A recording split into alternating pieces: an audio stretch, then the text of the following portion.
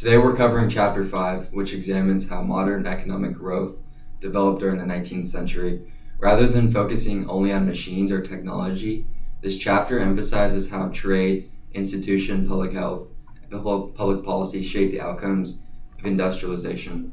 Our main argument is that economic growth alone was not enough. Institutions determine whether growth actually improved living standards.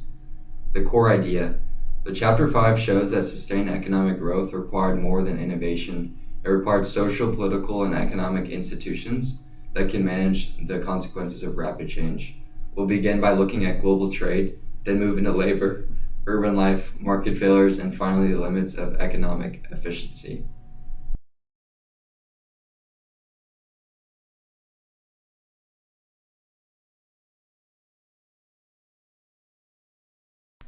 This timeline shows that trade expansions and industrial growth came first. Improvements in living standards did not occur immediately, but followed later, after key institutional reforms and public policies were introduced.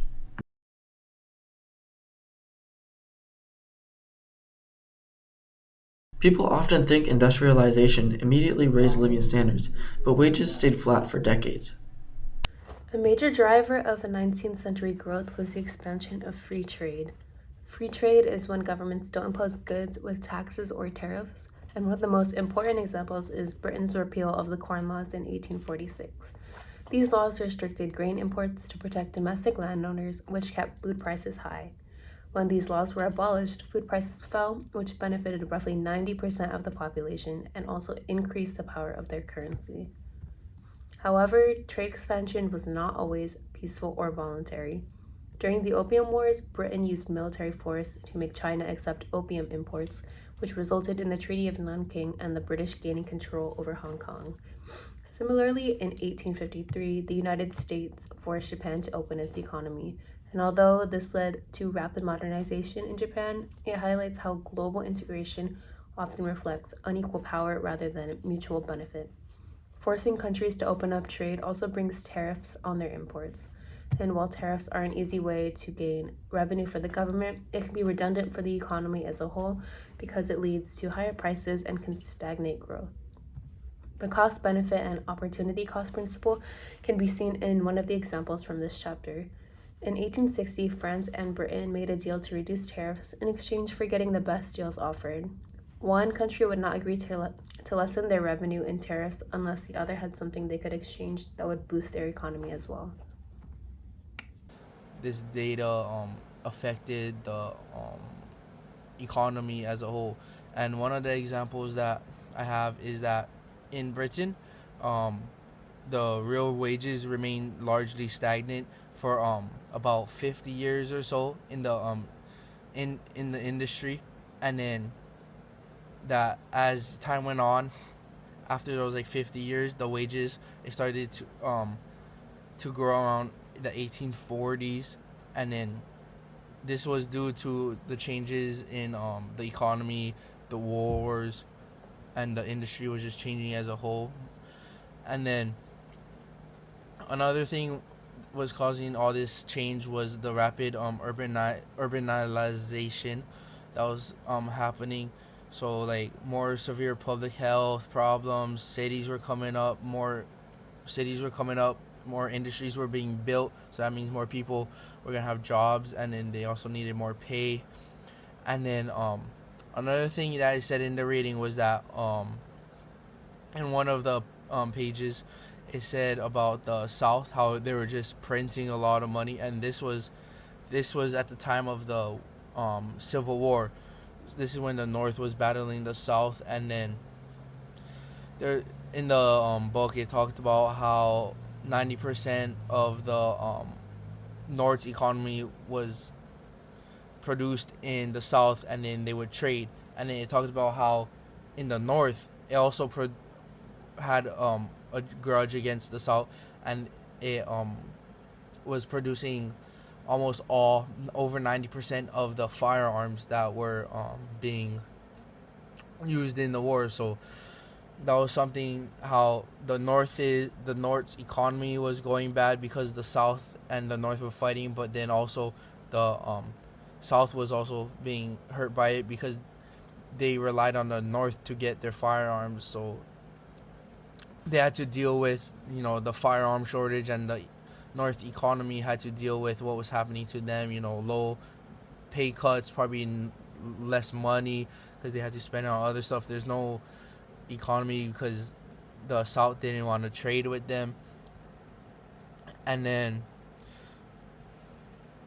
also in the book, it talked about this thing about old masters and young geniuses, and this was just about these people's careers and how over time it changed. So the young people, the young geniuses as they call it, they would as you called they called it conceptionists. They were driven by a single breakthrough that they had in their career that we were doing, and then compared to these what they call old masters, where they're called experimentalists or something like that. And then these are like the people who master their work and who's been doing this their whole life, and they have more wisdom than these younger kids who are just doing this work off of a breakthrough that they had or something that like sparked them to keep going at this career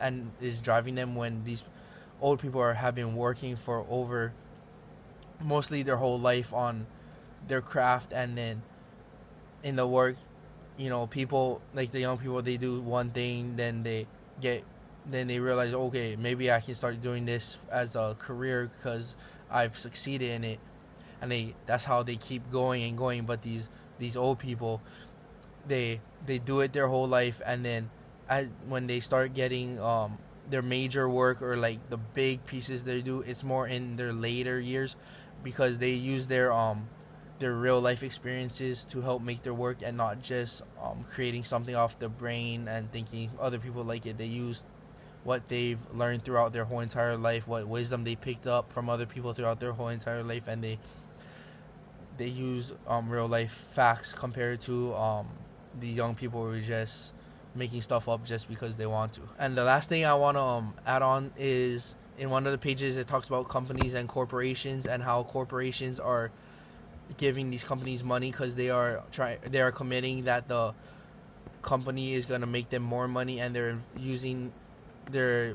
make sure their investments are good in the company. And this made the United Kingdom create a law. It was called the Liability Act, and this is where even if the company shuts down and they don't do good and they bankrupt, the corporation cannot get any money back from their investments that they put in the company. They can't take any of the company's assets, and this was just to save companies so that if they did succeed, that big corporations wouldn't be going after them after they bankrupt. Thank you. Industrialization also altered the balance of power within markets. This shift is important because it helped create monopolies where a large percent of monetary power is concentrated between few people at the top. Large corporations were especially important to advancing the Industrial Revolution due to pooled investment and mass production of goods. However, workers still had limited bargaining power. And bargaining power just means how much influence a person has over a deal or an agreement. And worker unions were illegal at this time, but when people are working in dangerous conditions to survive and are underpaid, of course, it's going to lead to public outrage. And unions weren't successful overnight at gaining protections, however, and people across the world had to fight for things like minimum wage, 8-hour workdays, and even just for unions to become legal. At the same time, monopolies such as Standard Oil reduced competition, which created more inefficiency and social concern. The challenges of these monopolies, the power imbalances between workers and corporations, and overall lack of life improvement led to major policy interventions. In the United States, for example, the Sherman Antitrust Act of 1890 aimed to curb monopoly power. Having market competition instead of a monopoly is good for the economy because it can help lower prices, gives consumers more options, and forces companies to be innovative with their products, which often means higher quality goods. In Germany, Otto von Bismarck introduced early welfare programs like health insurance and old age pensions to try and stabilize society during rapid industrial change. These are all things that the United States still utilizes, and while they are highly debated topics, it just shows how much this period in history still influences our current social and economic conditions. A common misconception is that industrialization automatically improves living standards, but in reality, meaningful improvement only occurs after labor protections, public health reforms, and social insurance systems were implemented. Industrial and technological growth does create potential to advance society as a whole, but whether or not the working people get to reap those benefits of all their labor depended on those in power. This graph from The Economist on screen actually shows a dip in life expectancy in the 1860s, showing even as industrial growth was progressing, health and living standards were slow to catch up. Beyond economic efficiency, the final theme of Chapter 5 is that economic efficiency is not the only objective of public policy. A market outcome may be efficient, but still produce outcomes that society views as unfair or unsafe. As a result, governments often trade off efficiency in order to improve equity, stability, and overall well-being. So key takeaways to conclude, Chapter 5 highlights 3 main lessons. First, modern economic growth depended on institutions, not just technology. Second, industrialization created social and economic problems that markets alone could not solve. And third, public policy played a central role in transforming economic growth into improved living standards. Thanks for watching our overview of Chapter 5. This video was created as student work for ECON 131. Thank you, viewers.